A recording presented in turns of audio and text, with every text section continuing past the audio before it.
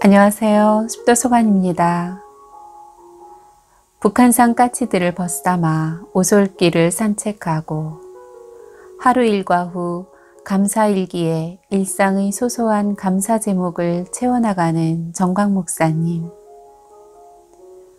오늘은 5년 연속 베스트셀러로 사랑받고 있는 책 평생 감사의 일부를 소개해드리도록 하겠습니다.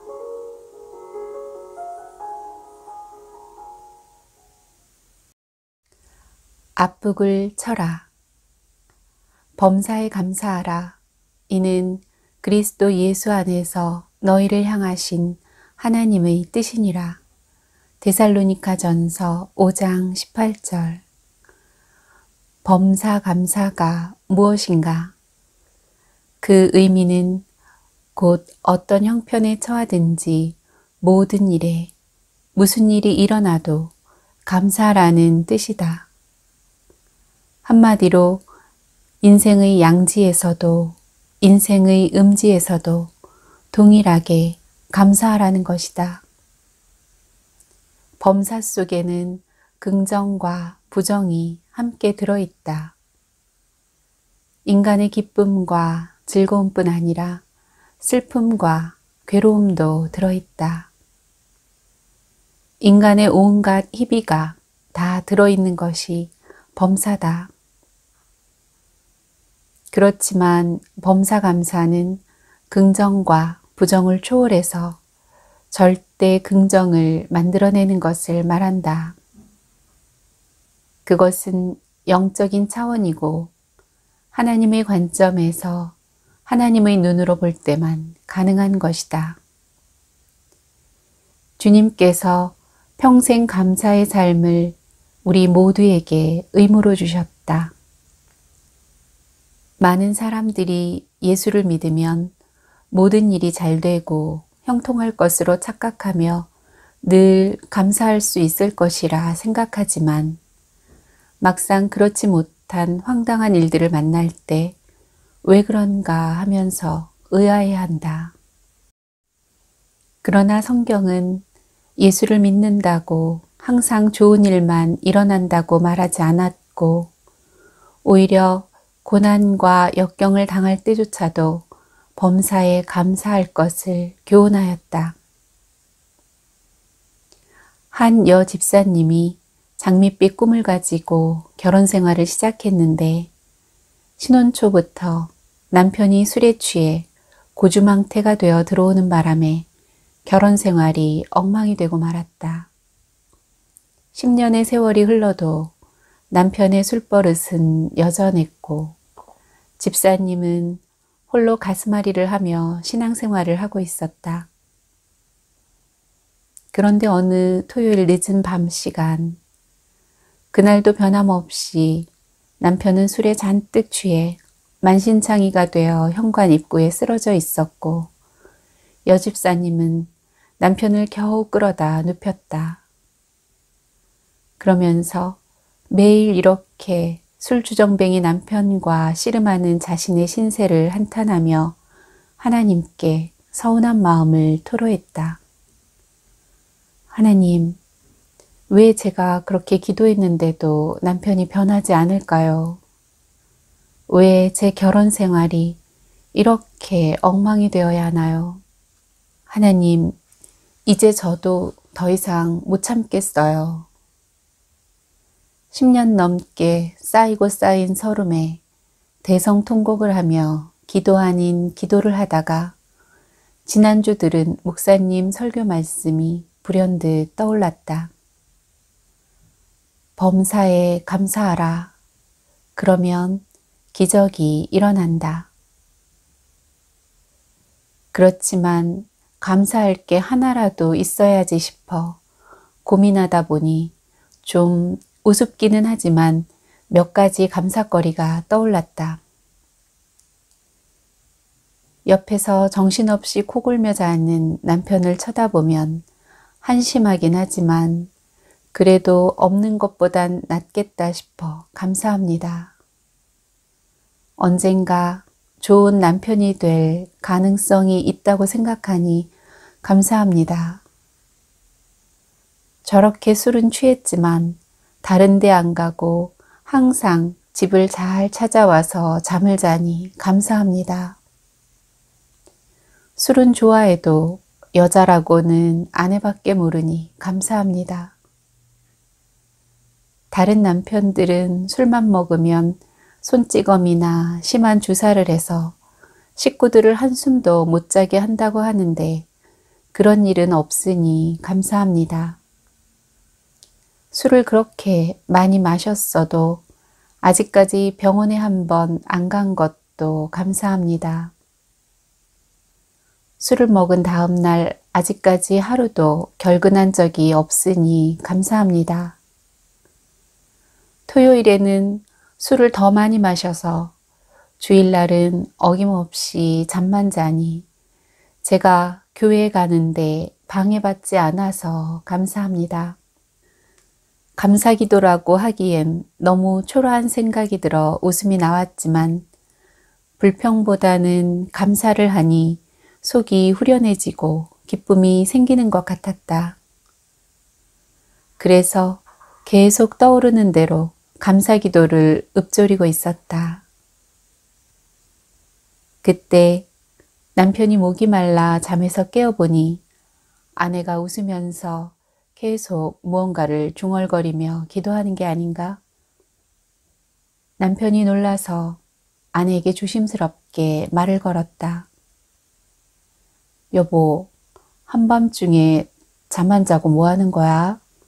뭐가 좋아서 싱글벙글 하는 거야? 여보, 당신과 사는 것이 너무 감사해서 그래요. 그러면서 지금까지 기도했던 감사의 내용을 모조리 말해주었다. 순간 남편의 얼굴 표정이 심각하게 변하더니 전혀 예상하지 못한 반응을 보였다. 여보, 내가 술을 먹고 당신 속을 그렇게 썩였는데도 나와 사는 것이 감사하다고 하니 고맙소. 이제부터는 술 끊으려고 노력하겠소. 그리고 내가 교회 나가는 게 그렇게 소원이라면 당장 내일부터 나가겠소. 10년 넘게 눈물로 기도해도 꿈쩍 않던 남편의 마음이 단 한 번의 감사 기도로 움직이는 기적이 일어난 것이다. 그러나 분명한 사실은 문제를 감사로 받아들일 수 있다면 하나님은 문제를 바꾸셔서 이를 해결해 주시는 도구로 사용하실 수 있는 분이라는 것이다. 설사 그렇지 않더라도 우리의 마음밭을 바꾸셔서 더 이상 문제가 되지 않도록 역사하신다.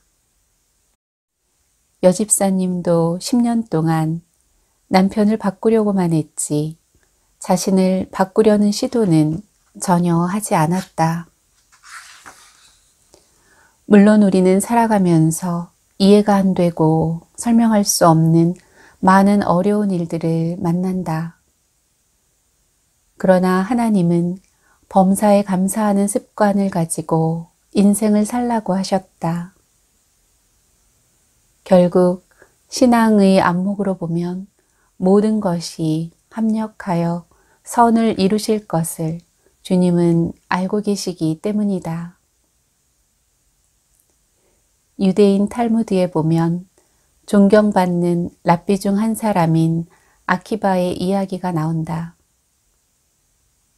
어느 날 그가 먼 길을 여행하게 되었다. 책을 보기 위한 등잔과 시간을 알리는 수탉, 먼 길을 위한 나귀와 유대 경전인 토라를 가지고 떠났다. 여행 도중 날이 저물어 한 마을에 들어가 잠을 청하자 마을 사람들은 모두 거절하였다. 언제나 감사하는 그는 속으로 생각했다. 모든 것을 좋게 하시는 하나님이 더 유익하게 하실 거야. 그는 오히려 감사하며 마을 한 모퉁이에 천막을 치고 잠을 청했다. 그러나 길에서 노숙하려니 잠이 오질 않아서 토라를 읽으려고 등불을 켰다. 그런데 그만 바람에 등불이 꺼지고 말았다. 그는 하나님이 더 유익하게 하실 거야 하면서 또 감사했다. 다시 잠을 청하며 누우려 하자 이번에는 사나운 짐승의 울부짖는 소리에 나귀가 놀라 멀리 도망쳐 버렸다. 이쯤 되면 불평이 나올 법도 한데 그는 하나님이 더 유익하게 하실 거야 라고 감사했다. 나귀가 도망치는 바람에 수탉도 놀라 멀리 달아나 버렸다. 그에게 남은 것이라고는 토라밖에 없었다. 그러나 그는 더 유익하게 해주실 거야 하며 또다시 감사했다.